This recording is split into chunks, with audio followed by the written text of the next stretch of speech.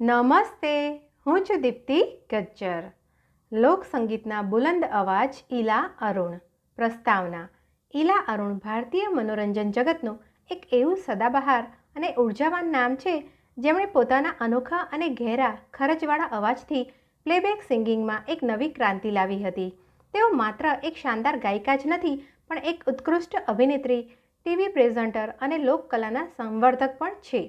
રાજસ્થાની લોકસંગીતને આધુનિક pop music સાથે જોડીને તેમણે દેશ વિદેશમાં ધૂમ મચાવી છે. પ્રારંભિક જીવન અને શિક્ષણ. ઈલા અરુણનો જન્મ 15 માર્ચ 1954ના રોજ રાજસ્થાનના જયપુર શહેરમાં થયો હતો. તેમનો પરિવાર કળા અને સાહિત્ય સાથે ઊંડો સંબંધ ધરાવતો હતો. તેમના ભાઈ પિયુષ પાંડે ભારતના જાણીતા એડવર્ટાઇઝિંગ ગુરુ છે અને પ્રસૂન પાંડે પ્રખ્યાત ફિલ્મમેકર છે. ઈલાબેને પોતાનું ગ્રેજ્યુએશન જયપુરની મહારાણી કોલેજમાંથી પૂરું કર્યું હતું. બાળપણથી જ રાજસ્થાનની માટી અને ત્યાંના લોકગીતો પ્રત્યે તેમને ભારે લગાવ હતો, જે પાછળથી તેમની કારકિર્દીનો મુખ્ય આધાર બન્યો. સંગીત ક્ષેત્રે ધમાકેદાર સફર. 1980 અને 90ના દાયકામાં જ્યારે બોલિવૂડમાં સોફ્ટ અને રોમેન્ટિક ગીતોનો ક્રેઝ હતો, ત્યારે ઈલા અરુણે પોતાના પાવરફુલ અને રફ ઉર્જાવાન અવાજથી એન્ટ્રી કરી. સુપરહિટ ગીતો. વર્ષ 1993ની ફિલ્મ ખલનાયકનું ગીત ચોલી કે પીછે ક્યા હૈ અલકા યાજ્ઞિક સાથે તેમની કારકિર્દીનું સૌથી મોટું હિટ ગીત સાબિત થયું, જેના માટે તેમને પ્રતિષ્ઠિત ફિલ્મફેર એવોર્ડ પણ મળ્યો હતો. આ સિવાય ફિલ્મ કરણ અર્જુનનું ગીત ગુટિયા મેં ગુડ ગુડ અને આંતરરાષ્ટ્રીય સ્તરે ખ્યાતિ મેળવનારા ઓસ્કર વિજેતા ફિલ્મ સ્લમડોગ મિલિયનેરનું ગીત રીંગા રીંગામાં પણ તેમણે પોતાના બુલંદ અવાજ આપ્યો છે. ઇન્ડી પોપ આલ્બમ્સ.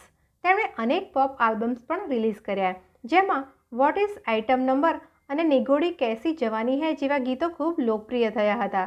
અભિનય અને થિયેટર ક્ષેત્રે યોગદાન. ગાયકી ઉપરાંત ઈલા અરુણ એક ખૂબ જ સક્ષમ અભિનેત્રી છે. તેમણે ટેલિવિઝન, સમાંતર સિનેમા, પેરેલલ સિનેમા અને થિયેટરમાં પોતાની એક્ટિંગનો લોહ મનાવ્યો છે. ફિલ્મો. તેમણે શ્યામ બેનેગલ જેવા દિગ્ગજ ડાયરેક્ટર્સ સાથે કામ કર્યું.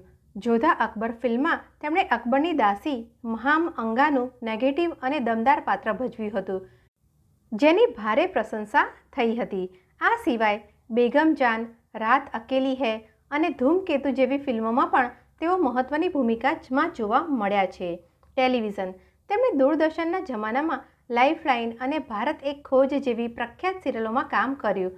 સંગીતના રિયાલિટી શો ધૂમ મચા દેમાં તેઓ જજ તરીકે પણ નજર આવ્યા હતા. ઉપસંહાર.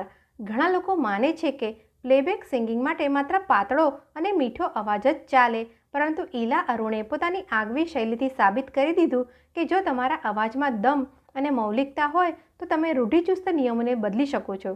આજે પણ તેમની ઉર્જા અને સ્ટેજ પરફોર્મન્સ યુવા કલાકારોને શરમાવે તેવા હોય છે. લોકસંગીત અને ભારતીય કળાને વૈશ્વિક સ્તરે જીવંત રાખવામાં તેમનું યોગદાન હંમેશા યાદ રાખવામાં આવશે. અસ્તુ.